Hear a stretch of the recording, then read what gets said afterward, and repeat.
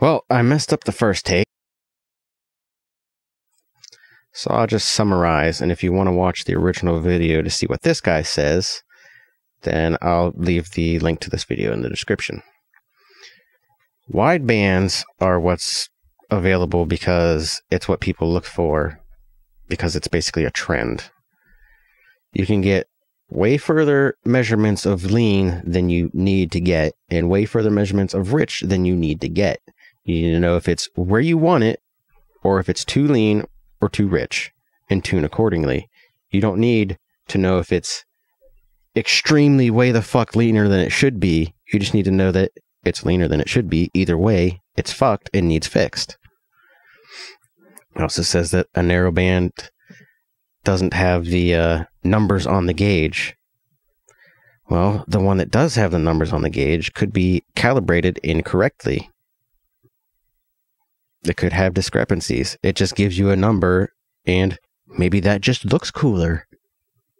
Maybe you're just paying more for the extra cool factor. Probably not, but there could still be inaccuracies. There are plenty of some complaints that I've seen where people say, my air to fuel ratio gauge doesn't match what my computer tells me.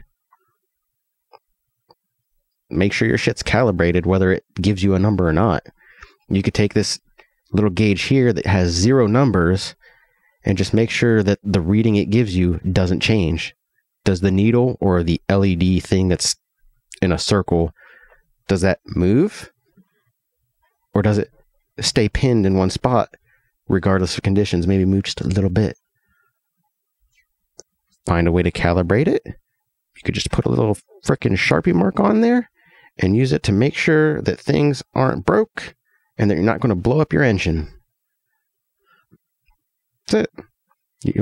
To make sure you don't have like a clogged injector that's making it lean, or a dead fuel pump, dying fuel pump, or a stuck open injector dumping too much fuel in.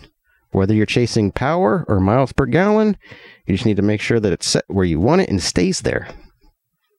Your tuning software should be able to tell you everything you need to know, whether it's narrow or wideband. He mentions that the voltage on a typical narrow band only goes from 0 to 1. I'm sure it varies.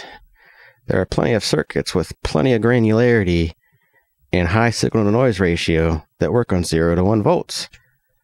A typical home stereo, RCA plugs, 0 to 1 volts. You can get plenty of stereos that use that sound perfectly fine. That's common as hell.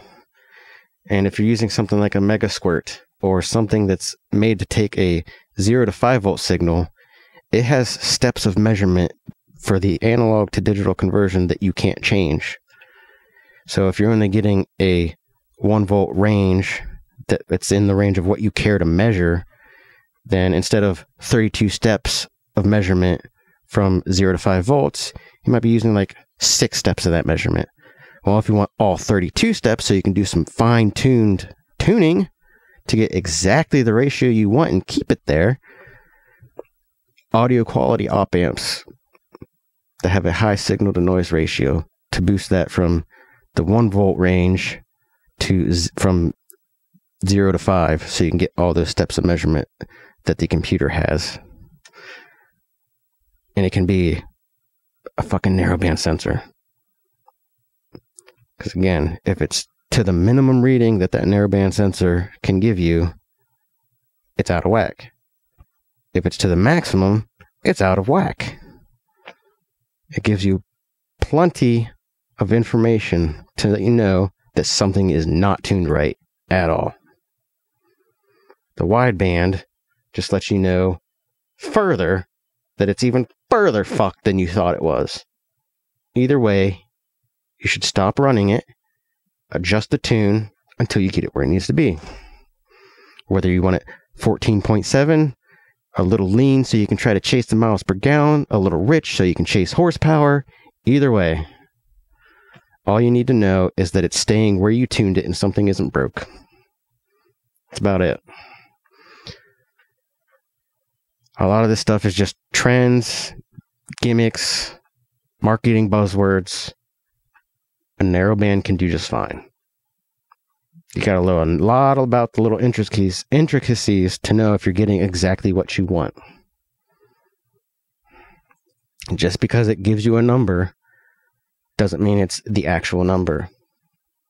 If you want to be sure of it, you need to get extra tools to verify. And if multiple tools start giving you the same number, you know it's calibrated right. And you don't need a number on your gauge. Just a little mark that says this is where the reading is for perfectly stoic. Not even going to try to say the full word. Perfectly stoic mix. Just put a little hash mark on your cheap ass meter and just make sure it stays there. If it gives you a way off reading one way or the other, you know you need to check things out. Peace. Hope this helped.